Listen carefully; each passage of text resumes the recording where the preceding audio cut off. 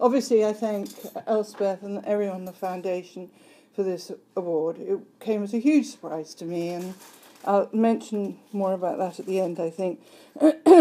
I would also like to say that that was not what you meant to see, and I thank again Elspeth for, at literally the very last minute, putting something together, because what you were meant to see, and what I mentioned first in the words I want to share with you, was an incredible piece of work by a young man called Rico Robbins, who has been a Thomas fan forever, who sent me this about a week ago, because he remains as passionate as he ever was. And we really hope to bring that to you. It's such an extraordinary piece of work. It's got incredible number of cuts in it, and technically we just weren't able to do it. So that's that. And I just, as I was here, I just filled in bits for you. But here's what I would have said to begin with. Well, I am still. Rico Robbins has been a Thomas fan since he was a little boy. All of us on the original Thomas team, and you saw someone in the pictures, were completely united in the mission that we had and still have to bring fun, comfort, and inspiration into children's lives through the enchantment of storytelling. And some years ago, a London doctor who I was talking with said to me, "You know, Britt, until the day you drop, go on doing what you're doing." He was practicing in London, because he said, "I find that 70% of the people who come in to my clinic who are suffering from chronic depression are families who've come over, and often from the Middle East, where the tradition of gathering together every evening and telling each other stories was just part of family life. And then over they go, and that all gets wiped out for one reason or another from their lives." And I think that situation is spreading everywhere, and each of us needs to do something to bring back real human flesh and blood contact and storytelling into every family's life.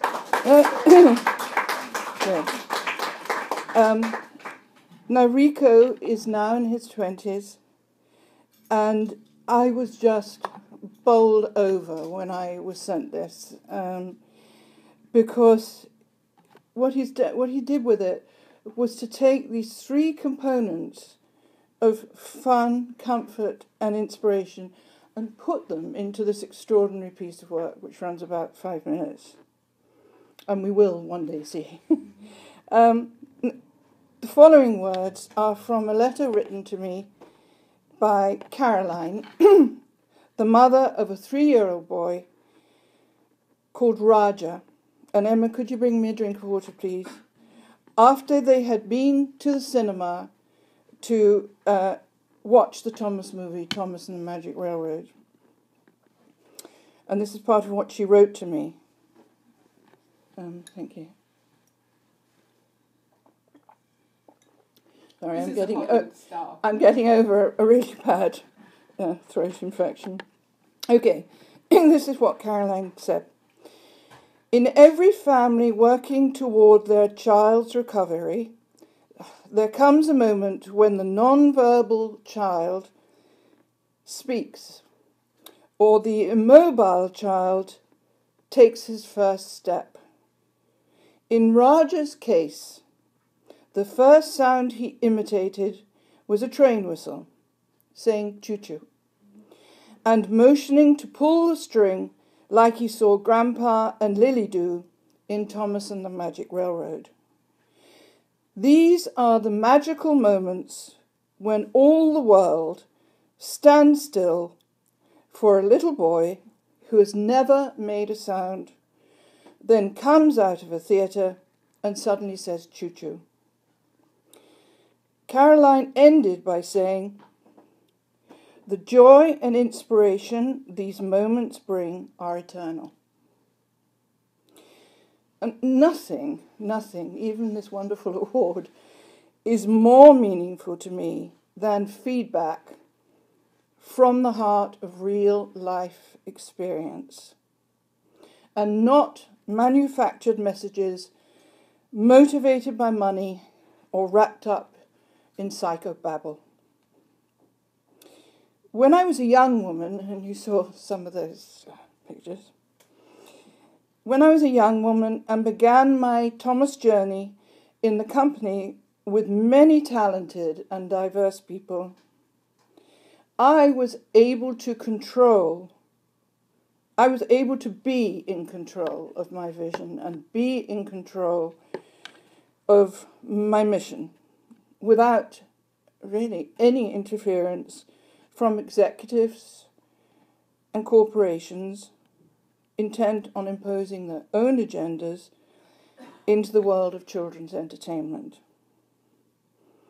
And it's different now, and it's much harder to do that. It's possible, but it's much, much harder. Magic, respect, and responsibility.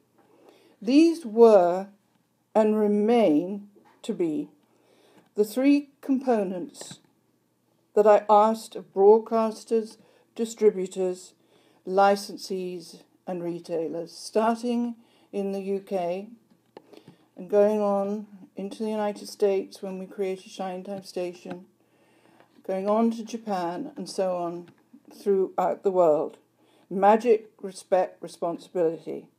And by that, I shared with them magic, being the content on the screen, free of any purpose other than to enchant children, not to sell product, not to make a point, to enchant them. Respect.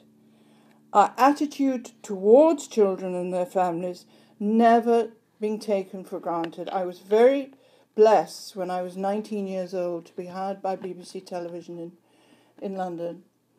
And I had a terrifying boss. Her name was, and still is, God bless her, Biddy Baxter. And she was editor of a show called Blue Peter, which ran twice a week, live. And she might have terrified me, but my God, was she brilliant. And she taught me all sorts of things, including every single letter that you get in, you respond to, because it was letters then. But you keep it, because you never, ever know whether they'll write to you again or have a sibling, and you can reference. And that was what I meant, and still mean, about respect. And I get concerned when I find out that letters and emails or phone calls have not been responded to. Responsibility to make the best product possible on and off the screen for all people, despite economic status in any part of the world, so that Thomas, whether on the screen or in the persona of a comforter or a toy or a T-shirt or whatever. And I would say this to, when I started in the UK, I made a list of the top 75 companies that I wanted to work with across all those different toy categories. And I would sit there and I would say this to them, and they would sort of look at me a little startled. And then I would say, what do you want to be most proud of when you retire, or when you look back, or next week? I said, might it just be that you want to be proud of having been a part of Thomas at the very beginning, and have something to look back on that you could feel would be a legacy of your own CEO of a toy company or an apparel company or whatever it was. And also I wanted to be sure that you didn't have, a family didn't have to have a lot of money to be able to access Thomas. And it concerns me right now, and it's something my daughter and I talk about a lot, that when it comes to Mumphy, which has just gone back on, well, you can get it on Amazon Prime, or you can get it on Netflix. But what about the kid who has very little? How do they get to see this? And that's something that concerns me too. So these three words, magic, respect, and responsibility, still matter as much as ever in the face of adversity and the world we live in right now concerning children's entertainment. Something about us women now, and including based on my own experience in life.